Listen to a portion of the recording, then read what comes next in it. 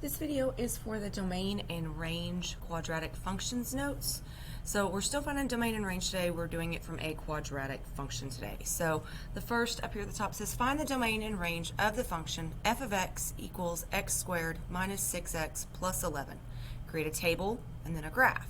So what we're going to do, clear this out, and I'm going to go to y equals, and I'm going to type this equation in. So x squared minus 6x plus 11.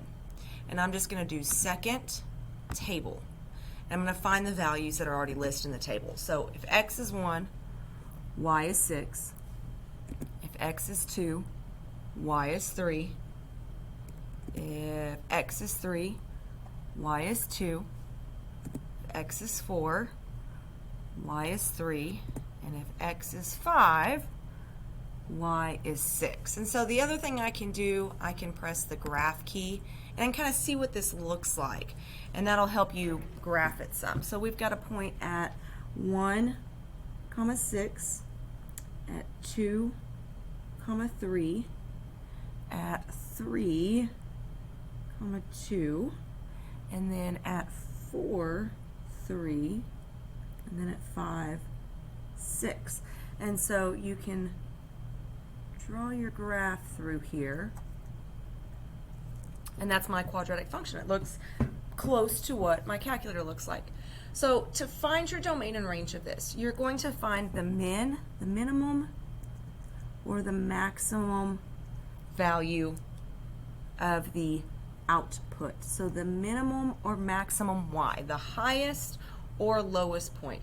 So on this one, the minimum is this value right here, where, let me get a different color here, where x is 3 and y, the output is 2. So that 2 is my minimum.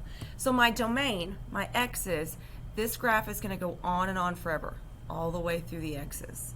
So my domain is all real numbers. And in my range, so the lowest y, the lowest output that I get is that 2. And it's a solid dot there. We land at 2. 2 can be a value. So y has to be greater than or equal to 2. Okay? So the next one we're going to look at has a maximum. So quadratic functions either have a minimum or a maximum if they're drawn like this from an equation. There's no set endpoints. So we're going to do the same thing on the next one. It says find the domain and range of the function f of x equals negative x squared plus 4x plus 1. So I'm going to go back to y equals, and I'm going to clear that out. So negative x squared plus 4x plus 1. And I'm going to do the second and graph again, and it'll bring up this table. So when x is 0, y is 1. When x is 1, y is 4. When x is 2, y is 5. When x is 3, y is 4. And when x is 4, y is 1. So again, we're going to find the minimum or the max of the output. So on this one, well, let's go ahead and let's graph this and see what it looks like. So when I graph it here on my calculator, I can see it's like a frowny face. It's an upside down U. So I've got a point at 0, 1, 1 and 4, 2 and 5, 3 and 4, and then 4 and 1. And so if I draw this, and I draw the arrows because it's going to keep going on and on forever through all of the x's. And so this time I have a maximum. It's up here at the top. So when you have the upside down U, you have a maximum. When you have a regular U, you have a minimum. So my max here, looking at my table, is where x is 2 and y is 5. So again, remember your domain are your x's. This graph, I can plug any x into this equation and I will get a y value out. So when it's possible to plug any x value in, your domain is all real numbers. And then my range, so the most I can be for y, the highest number y can be is a 5. So my range would be y has to be less than or equal to 5. So again, upside down u, y is going to be less than or equal to your max. Regular u, y is going to be greater than or equal to your minimum. Okay, so from tables here, the table shows some ordered pairs that belong to quadratic function f.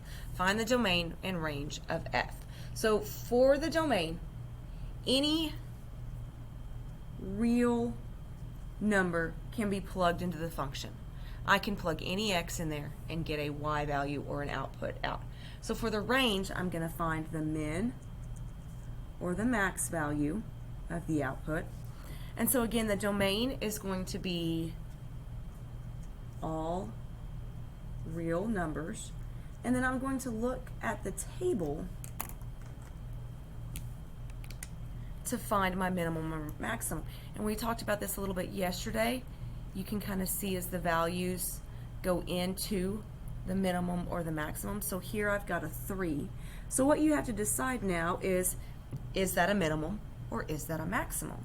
So when I'm looking at all the other y's, 3 is the biggest number. So that's a max value. So when I have a max value, y has to be less than or equal to 3. And when we look at all our other values, all the other y values, all the other outputs are less than 3.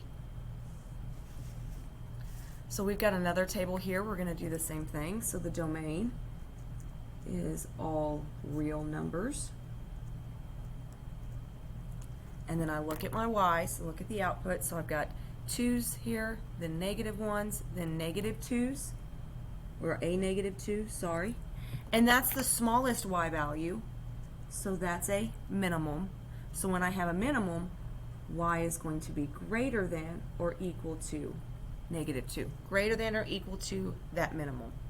Same thing on the next table. My domain is going to be all real numbers.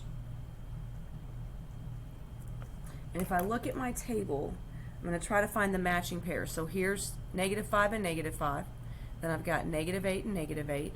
And then I've got negative 9 there in the middle. And so again, if I look at all the other values, I can tell that that is the smallest value, so that's a minimum. So y is going to be greater than or equal to negative 9. And all the output values are greater than negative 9. All right, last ones here. Let me go ahead and take that calculator down. All right, so if they give us a graph for the range, again, we're going to find the minimum or the max value of the output, y. And so that point is right here. And remember, an upside down u, that's the highest y gets, so that's a maximum. So the domain is still all real numbers. And then my range, so when it's a max, y is going to be less than or equal to that max. And we're looking at the y value. So the y value for this point is 0. Okay. The next graph is just a piece of a function. So the same rules apply. For the range, we're going to find the min. And on this one, we're going to find both the min and the max value of the output. Because this one has endpoints, it doesn't go on and on forever.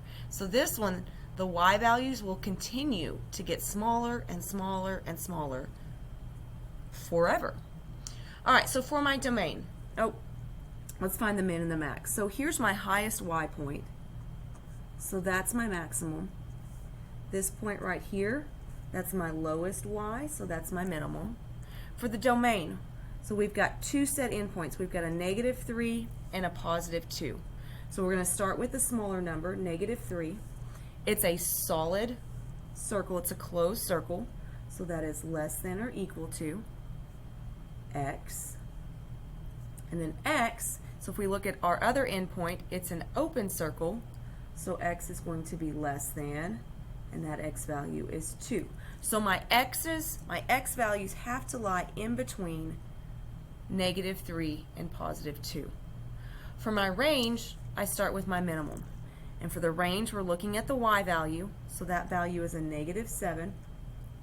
And that point there is a solid circle, but since the line goes through it, that also tells me that -7 is included in the answer, in the inequality. So -7 is less than or equal to y. And then my max is also a closed circle, so y is less than or equal to, and my max value, again, we're looking at the y, is 2.